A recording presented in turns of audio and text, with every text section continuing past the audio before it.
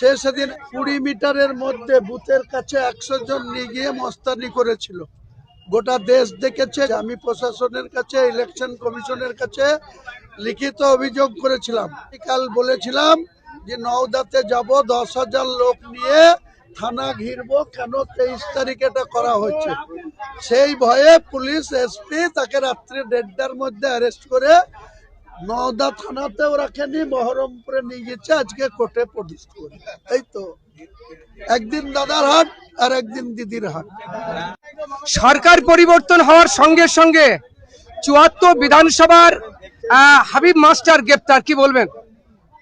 Habib master 23 April election কমিশনের সমস্ত নিয়মকে challenge করে আমি ক্যান্ডিডেট শিবনগরের বুথে আমার এজেন্ট ছিল না, সেই এজেন্ট বসাতে গিয়েছিলাম, এজেন্ট বসিয়ে দিয়েছিলাম।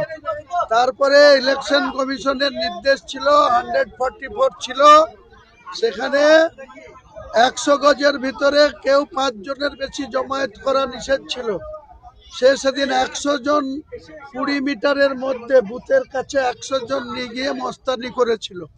গোটা দেশ দেখেছে, গোটা রাজ্য দেখেছে। আমি প্রশাসনের কাছে, ইলেকশন কমিশনের কাছে লিখিত অভিযোগ করেছিলাম, কিন্তু সেদিনকে অ্যাডিশনাল এসপি মজিদ খান এবং বেলডাঙ্গা থানার ওসি বাদে বাকি যারা অফিসার তারা সবাই তৃণমূলের চটি চেটে ছিল এবং দালালি করেছিল। তাই আমি কাল বলেছিলাম যে নওদাতে যাব, 10,000 লোক নিয়ে থানা ঘিরবো। কেন 23 তারিখে এটা করা হয়েছে? সেই ভয়ে পুলিশ এসপি তাকে রাত্রি 1:30টার মধ্যে অ্যারেস্ট করে নওদা থানাতেও রাখেনি, বহরমপুরে নিয়ে গেছে, আজকে কোর্টে প্রডিউস করে। এবার বাপ বেটাতে ভাগ করবে দুটো আসন, একটা লিবে বাপ, একটা লিবে বেটা। আমি ওকে চিনি, যে আমি কিন্তু মালটাকে চিনি বলে বলতে পারলাম। এবার দিল্লি থেকে বাবরি মসজিদ বানাবে। হুমায়ুন তো দুটো জায়গায় জানতাম আমরা ওখানে জিতবে। সারা পশ্চিমবঙ্গে 8টা জেলাতে তৃণমূল খাতা খুলতে পারেনি। সব জায়গাতে হুমায়ুন ছিল না। হুমায়ুন যে কথা বলেছিল নাকি মুখ্যমন্ত্রী গঠনে ভূমিকা নেবে, ও না হলে মুখ্যমন্ত্রী হবে না, ও ঠিক করবে কে মুখ্যমন্ত্রী হবে, বিজেপির বা টিএমসির কে মুখ্যমন্ত্রী, হুমায়ুনকে ঠিক করবে। যে হুমায়ুন এত পায়তারা করে, এত মসজিদ, বাবরি মসজিদ করে, তার নামকরণ করে, অনেক ঘটনা ঘটিয়ে, অনেক খবরের মধ্যে থেকে দুটো আসন পেয়েছে। এবার বাপ বেটাতে ভাগ করবে দুটো আসন, একটা লিবে বাপ, একটা লিবে বেটা। আমার ধারণা, এটা মজা করেই বলছি। তা বলেছে না, ওই তো আমি ওকে চিনি, যে ওকে চিনি যে আমি, হ্যাঁ, বাপ বেটা ভাগ করবে, আর কাউকে পাবে না। আর কেউ বাবরি মসজিদ করছে না, বাপ বেটাই করছে। যা ভাগ বাটে ওদের মধ্যে করতে হবে। আমি এটা আন্দাজ করেই বলেছি, কোনো বিদ্বেষ থেকে নয়। এটা আমি মনে হয়েছে তাই বলি, কোনো বিদ্বেষ নেই আমার। আমি কিন্তু জানি না, আমি কিন্তু জানি না, আমি কিন্তু মালটাকে চিনি বলে বলতে পারলাম। তারপরে এমপি হবে। এবার দিল্লি থেকে বাবরি মসজিদ বানাবে।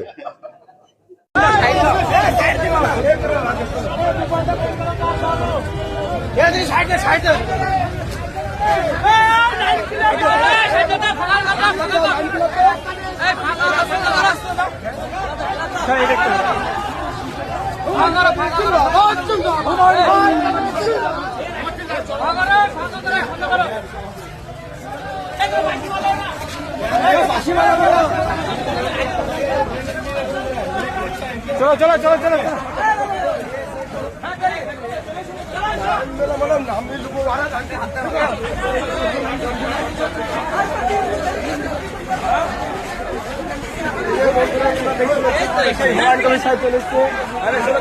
বন্ধুরা, ফাইনালি সেই মতিপুরের রহমানের বাড়িতে যাচ্ছে হুমায়ুন কবির। আপনাদেরকে দেখতে পাচ্ছেন আমাদের সেই হুমায়ুন কবির সাহেব।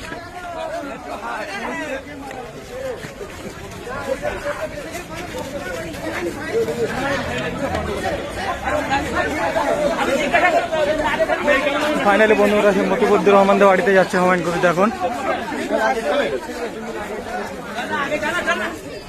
চলো চলো চলো, হাঁটো হাঁটো হাঁটো।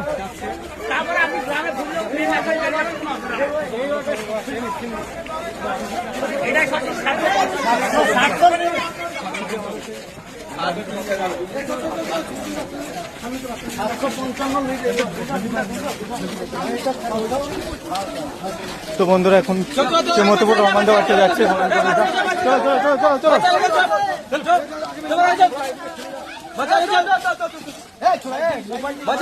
29 তারিখে ট্রেন দুর্ঘটনায় যে মারা গিয়েছিল মতিপুর রহমান, এখন ঝিনাইদহ বাড়িতে যাচ্ছে।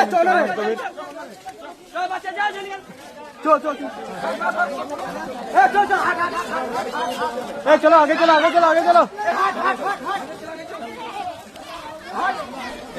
মিডিলে ঢুকে না, মিডিলে ঢুকে না, মিডিলে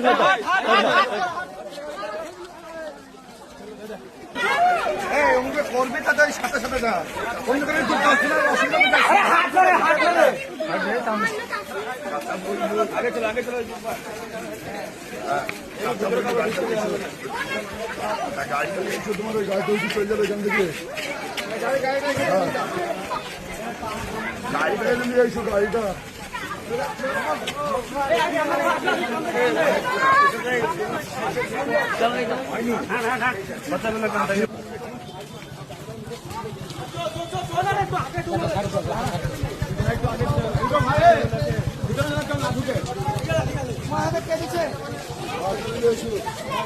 ওরা গেটে আটকে দিবা, ওরা গেটে আটকে দিবা।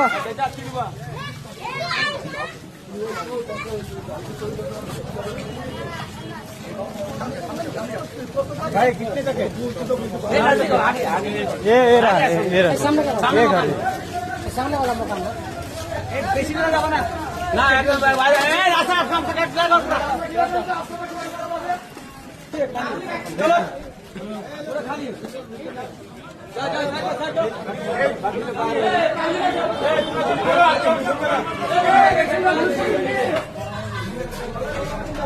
তো বন্ধুরা সেই মতিপুর রহমানদের বাড়িতে আজকে হুমায়ুন কবির আসছে।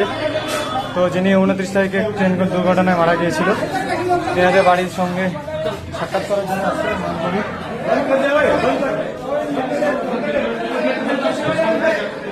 গেটটা মেয়ে দাও, গেট মেয়ে দাও।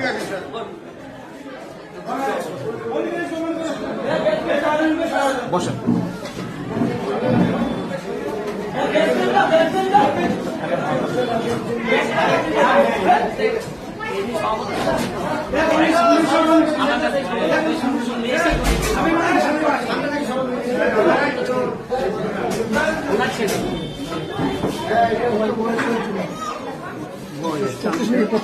পঁচিশ বছর একটা বাচ্চা, 2.5 মাসের বাচ্চা, মানে আমাদের ভাই যে হচ্ছে সেটা 2.5 মাসের। সামনেই বাড়ি স্যার, আমার চাচাতো ভাইয়ের মেয়ে।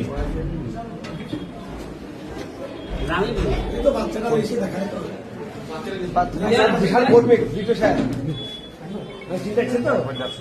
এই ভুট্টাতে 750টা সবচেয়ে বেশি নিড এই ওয়ার্ডে 5,000 লিগ বেশি 12টা বুটে। হ্যাঁ বেগুনটা পাইনি, কাইসার কালে কাইসার এটা